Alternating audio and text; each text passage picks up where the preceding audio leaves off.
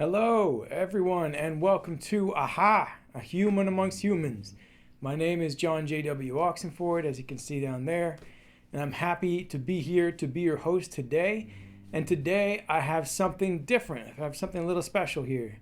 This is going to be a review of my favorite album of all time, which I first listened to in 2005 when I was 16. It changed the way I listen to music forever, and I really just feel like I have to give these guys a huge thank you, even after all those years, and just kind of get people maybe into Nile is the band, Nile, into death metal, into music in general. But yeah, I'm just gonna read off track for track a few notes that I have for each one. The album is Nile, Annihilation of the Wicked. And as I said, it's a record that's been on for a long time, and it super means a lot to me. So I'm just gonna go through this. First track, and one thing I love about Nile is first off they give you an entire sentence for a song name. It says, "Dusk falls upon the temple of the serpent on the Mount of Sunrise," and their music is based around Egypt mythology.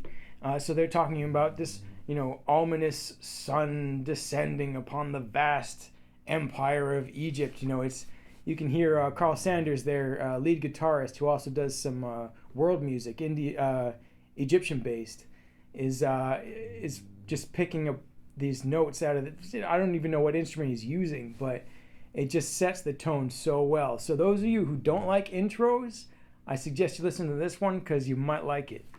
But yeah, it's just a beautiful long title, awesome acoustic intro with a gong at the end, and it's just Carl Sanders, bringing the sun down upon the empire. And then they blast straight into Cast Down the Heretic, which is just this fast, brutal, awesome track, amazing beginning. It's just George Calais, their fresh drummer. It's his first record with Nile. He's still with them, but it's his first go, and he just does this blast beat that defined heavy metal drumming, death metal drumming, up until this day. He's one of the godfathers of death metal drumming. So his double kick is going crazy. His blast beat is going crazy. George Calais is an awesome drummer. And it's just these fast, brutal riffs. It's just, you listen to it and you're kind of dazed for a second. You're thinking, what am I really hearing here? I'm hearing some awesome music here. It's just, it's so much, and you can just sit back and just let it go. Just listen to what these guys are doing. One thing in this track I like is that they chose part of the riff to be one note. All they're doing is just chugging on one note, but their picking hands are so strong that it sounds just good as even when they're going on scales. It's just this epic one-noted tremolo riff that just the whole track blows me away. And then you got a nice introduction to George Calais and Carl Sanders again. Carl Sanders goes on a solo for about 2 to 3 minutes. Riff after riff after riff, he finds leads for all of them, and it's just this brutal, epic, blasting track that is just so cool. And if you want something even better, on the last riff, they have what sounds to me could be like a chorus, but they decided to put the last one.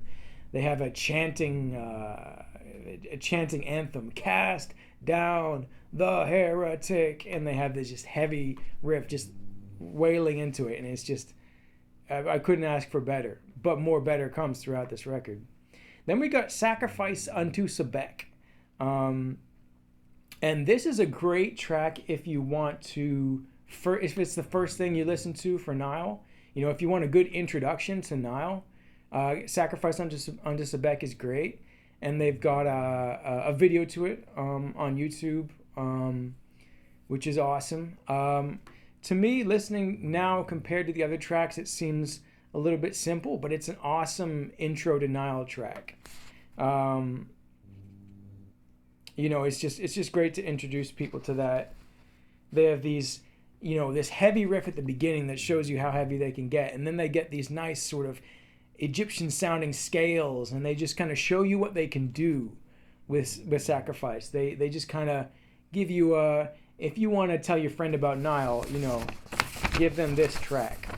And then we go on the fourth track to my favorite track of all time, my favorite solo of all time, my favorite track on the record, called Usur Ma'at Re. And it's just this another beautiful intro. It's not only that, it's a 9 minute 15-second track, but it's got an awesome intro to it that is similar to Dusk Falls, but it's different and it fits, and it gets you in this nice meditative tone, and then it just slams in the heavy riffs. I mean, this is the heaviest track of all time. Similar to in the previous record, in their Darkened Shrines, when they did Una Slayer of the Gods. So if you like that feeling, you like this track, plus the solo at the end. But I'll get to that in a little bit later. With this amount of heaviness, you can just feel the physics of the riffage. You can just tell the weight of the riffs they have created. You've got Dallas Toller Wade just laying in on the vocals. He's perfect vocalist for them. He's not with them anymore. He's with Narcotic Waste, and they're touring with Incantation at this time. Both of those bands are awesome. Incantation is a classic that I just heard recently, but I love both those guys. Dallas's side project is great. But he was a part of this record, and I really appreciate that. And then, so he's got these vocals. He does rhythm guitar and he's these vocals, but his vocals is like as good as a lead guitarist. I mean, he has range, he has power, he has emphasis and emotion and brutality. He's just perfect, vocals for any death metal band. And then when you can hear Carl Sanders coming on the vocals, you can hear that ghostly soul of the sarcophagus kind of pharaoh spirit growling that you heard back in Nephren Ka and Seeds of Vengeance. It captures some of that spirit of the Nile. And then they also had one bassist for this record. His name was John Visano. And he was never in any of their other records, but I'm sure he played a good role in the vocals here, because as with Nile, everybody contributes to vocals except maybe the drummer, but all the guitarists are doing different parts of the vocal lines. So I'm sure he was a part of that, and I love the vocals in this record. And you can just hear this, they make the heaviest riff on earth, and then they get their unique picking style into it and just make it even heavier. I mean, you haven't heard people play like this in any other band. They just lay it in just this way that I have no idea how to play myself. But then I have to get to the solo to this record, to this track, because this is the greatest solo in my opinion of all time. And it clocks in at about 7 minutes and 2 seconds, and you just hear this godlike pinch harmonic epic just expertise at lead guitar. But then at 8 minutes and 15 seconds, you get the pinch harmonic from the universe. I mean, this gets so many decibels. I think he got through the sound barrier. I mean, it just lifts up everything. You hear this and you're just looking up to the deities of Egypt, and it's just so, it's the best solo of all time in my opinion, and it will always be my favorite. This will always be my favorite record, and this is my favorite track on the record. But if you really want to hear just that solo, what I'm talking about 8 minutes in, you'll be blown away. So that's that track. Next track is my second favorite track on the album, and it's called "The Burning Pits of the Duat," which is some crazy Egyptian thing that they found in scriptures that I'm not really going to describe because it's probably a little too explicit, but it's heavy, and it's just so fast and brutal. And this is where when I bought it back when I was 16, I took out the inlet and looked at the notes on the paper with the CD. And these guys, they wrote all the lyrics, but then they wrote how they made the song, how they dealt with each other, why they chose the theme. So this entire album has a description of each song, and how they made it. And it's just, I'd never seen anything like it. I used to buy a CD, I'd see some pictures, I'd see some lyrics, and that was it. But these guys have a whole, novel on what they did with each track. And I remember reading in it, I think it was Dallas, he was talking about how he had to put the guitar down for a second just for his hand and arm to recover. I mean, these riffs were so fast, technical, and brutal that they made his hand hurt, and after that, I'm sure he practiced, he was healthy with his hand, and he recovered, and he played with them for, I think, 4 records after, just doing amazing work. So he's alive, he was healthy, but it's just the description of how they played these tracks is just, it's moving to me that they gave us this insight into their music making.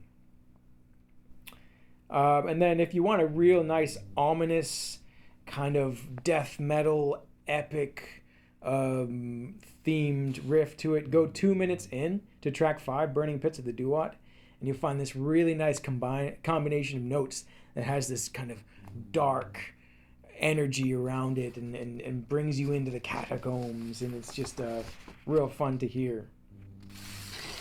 And then we've got another track that at first I wasn't quite sure how I felt about it, but now I really appreciate it.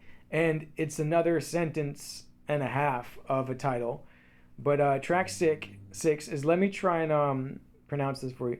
Chapter of obeisance before giving breath to the inert one in the presence of the crescent-shaped horns, which I think is just really cool. I think that's one of the best titles I've ever heard in my life. And it's a little bit, I don't know, if I were in the studio with them, I'm not sure if I would have put this track in the place that they did, because it's after Usur Matre and Burning Pits of the Duat, and then you kind of got this different kind of playing. They put, this record shows a lot of versatility with different types of riffs they can make and songs they can play, drums they can play. But this one sounds, you have to listen to it in a different way. It's more high-noted. It's a little bit lighter, but it's still totally cool. And it just shows the versatility of Nile, and just how good they are at making a new sound every record. That's one good thing. If you want to get into more of Nile, any record is good in its own way. It has its own sound. There's this interesting part, 2 minutes and 50 seconds into it, where they had this real strong tremolo on the picking hand, and then they just moved their finger up the fret, and it sounded like they were playing a bunch of notes. Like, and that's just a part that really stands out to me of, oh, wow, these guys can do this too. They did amazing stuff there. And if you want to hear my favorite part of the track, and a part that maybe if you're not too sure if you like it or you just want to hear more, go to 3 minutes in, and they have this awesome ending. It's just this head-banging riff and this chanting chorus that just lasts for about 1-2 minutes, but it totally works. They don't need to worry about time. These guys made 9-minute tracks, but it's just a beautiful, catchy bit in that track. So don't sell that track off. I also see it's the least of that album besides the intro and the interlude that has the least amount of listens. But I'd say listen to it again and really trying to figure out what they're doing there, because it's a lot of skill. Now we're going to Lashed to the Slave Stick. I won't describe what that means, but it kind of self-explanatory. But that's the 7th track in. And this is the track that really got me into Nile. They used to have, back in the day, things called concrete samplers over at Newbury Comics, where every month they'd give you a free CD of all the popular metal this month. And I found Lashed to the Slave Stick, and I heard it. I said, I have to get that record. But now I want to kind of go back down memory lane for a second and just explained where I got to the point of hearing Lashed to the Slave Stick. I mean, I grow up, in the car listening to golden oldies and classical music that my mom liked. That was just what was going through my brain when I was a kid. But when I decided to listen to my own music, the music that I liked, all the kids were listening to rap and R&B and pop, and so I listened to like Kiss 108, and I got a cassette tape. I was born back in the day where we got cassette tapes, and I got one of Britney Spears because I thought she was cute. So I was listening to pop music, Britney Spears is cute and all that good stuff. And then it kind of changed. I met a guy who knew this band called Nirvana, and me and my friends would go over and we listened to Nevermind. Oh, this is awesome, man. But he said, don't listen to Bleach. That's one thing you shouldn't do. So, of course, I listened to Bleach because I don't like people telling me what to do. So I heard Bleach, and that kind of changed things. It kind of got me interested in the more punky, thrashy, punky, maybe more underground kind of sound to it. And at that time, I was into punk. I heard a track from Blink-182 called Girl at the Rock Show. And I loved that track, and I wanted to pick up the record. But I'd also been exploring different radio channels, and I heard this one called 104.1, and I heard this band called Linkin Park. And I listened to that, and I said, oh, I'm never getting into that music. I can't understand it. Where's that Blink-182 record? So I go to a store. I'm in London. I go to a music store, and something in my brain crossed those two names over, and I see Linkin Park Hybrid Theory in the store, and I thought, ooh, Girl at the Rock Show. I'd made it. My brain had told me to change those two names, and I put my headphones on and I listened to it, and it blew my mind and completely changed my trajectory in music and listening to music and playing. So go from there. I get into Linkin Park. I'm also listening to some Punk-O-Rama samplers. That's from Epitaph Records. They used to do a series of different punk artists that they had, and I was listening to punk like Pennywise and NoFX and Rancid, and then I heard hardcore for the first time, somewhat similar to nu metal like Linkin Park. I heard Madball, I heard Raised Fist, and then I checked out other music labels. I heard Throwdown, I heard Hatebreed, I heard Walls of Jericho, Bleeding Through, and Poison the Well and stuff. And so I started to branch out, and I started to go into more extreme metal, and I was getting into nu metal like Mudvayne's LD50, Mushroomhead's 13. I was listening to Tool. I heard Tool on the radio, picked that up. Rage Against the Machine on Tony Hawk's Pro Skater 2, picked that up. Primus from my band in high school, I still have it, picked that up.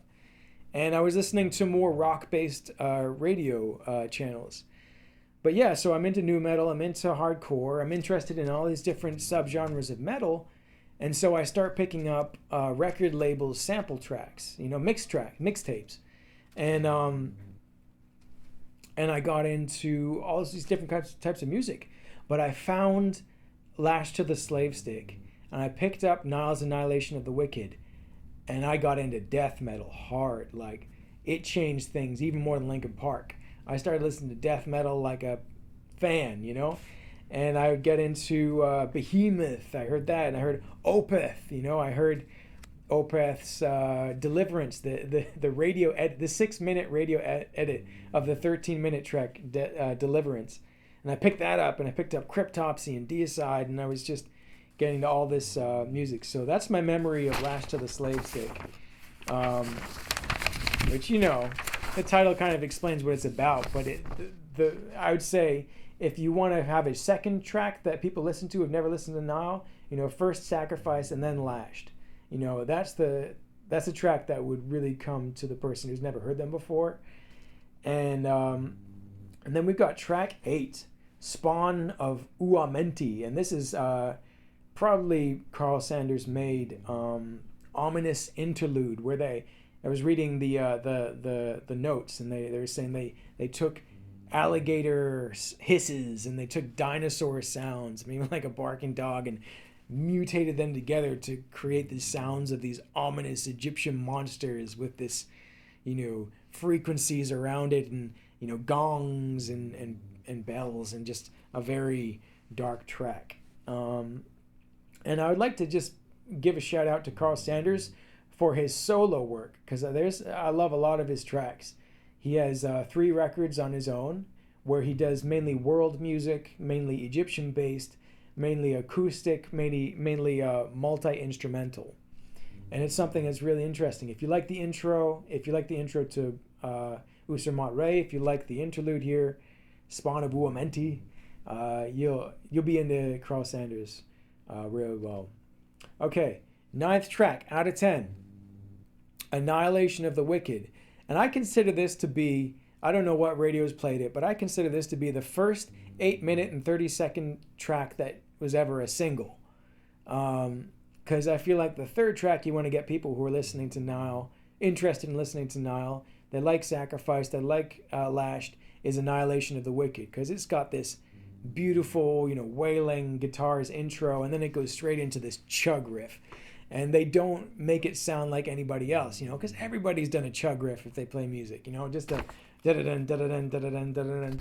But they totally make it work. They add other things into it. They add some leads. They add some nice notes at the end of each repetition of each riff. So these guys make it work.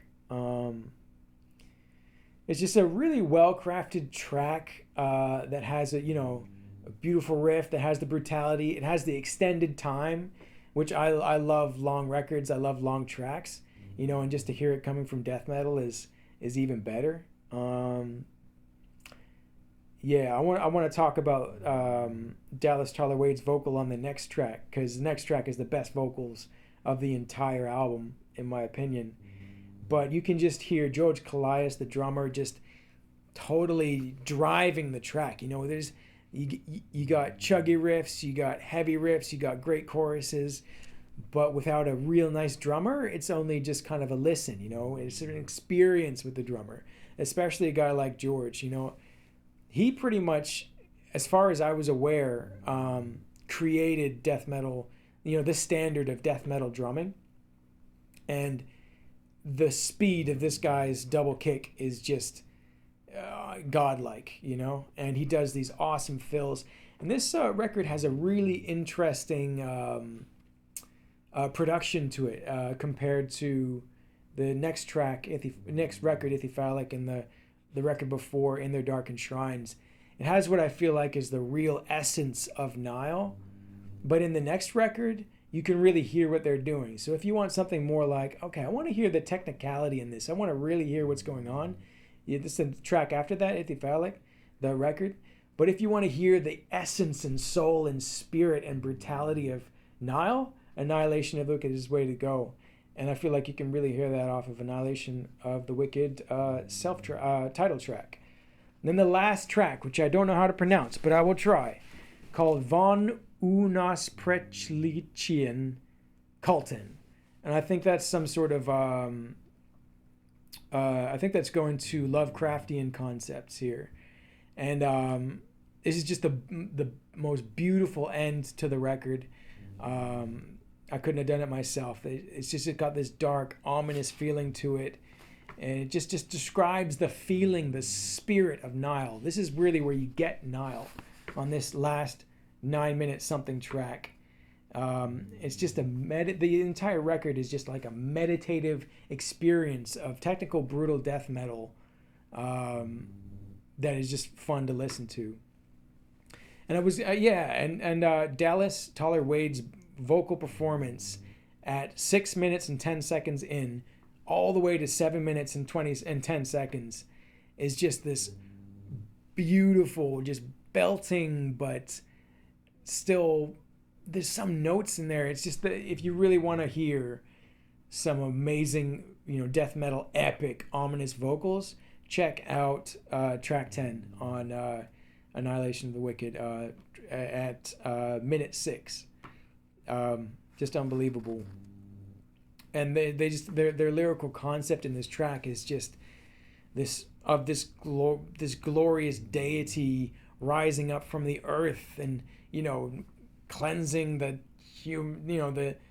the human race, because it's been so arrogant in destroying nature and the, reuniting Earth as, it once was. I got a quote here, and I hope this won't disturb anybody. I don't believe this I don't feel this way. This is what should happen, and I don't see this as, my political views.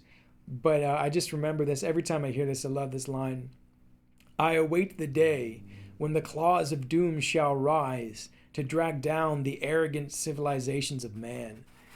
And, that's kind of apocalyptic, and I don't believe in war, and I don't believe in purging, and, all that crazy stuff. I believe in peace, I believe in health, and I believe in working with each other to create a good world. But that record, it got to the point where I don't even care what they're talking about. I loved it so much.